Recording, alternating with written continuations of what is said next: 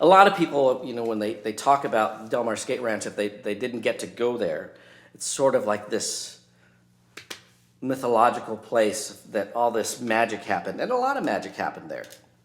And so, people always ask, it's like, oh, what was that pool like? And I think they're always a little disappointed that pretty much anybody that skated there day in and day out will tell you the same thing. It was horrible. The main Keyhole that you see, all those loads of legendary photos by all the big stars of the 80s, the pool was really bad. It was a nice concept with a big wide open plan, and but they kind of, I think they just made it wide open so that you could do different carving lines without being able to change things up in the middle. But unfortunately, it was really bumpy, and so there's kind of lumps all the way across the flat bottom, and the transitions, there were like kind of good walls and really bad walls, and every 3 or 4 feet the transitions were different.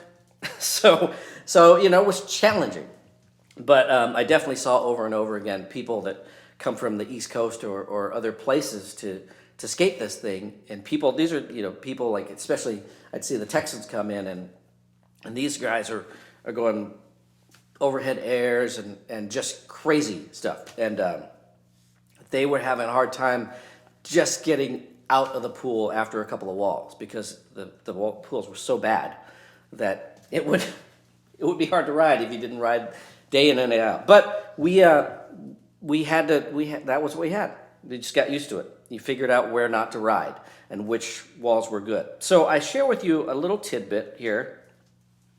I'm just going to hold it up. I've even labeled it with some medical tape. So I will hold this up to you. You can't see what it is. The drain of the pool had a little metal frame around it for the plate to sit in. And I guess maybe over time, people riding over it or knee sliding over it or what, that frame broke apart.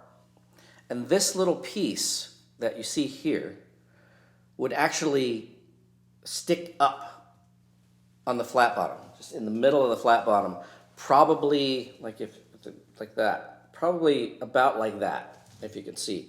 I mean, enough that it was pretty dangerous. And so we would duct tape it down. And then, when the duct tape wore through, we got more duct tape and taped it down.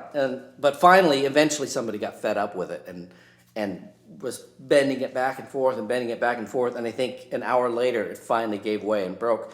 And they threw it out, and I just grabbed it for whatever reason. And so I have it. Part of the frame of the Del Mar Keyhole's drain that tried to kill us every day. But, oddly enough, no one got impaled by this thing.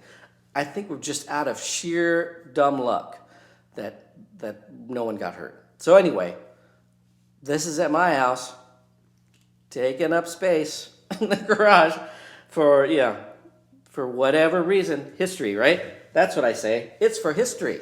The history of skateboarding right there.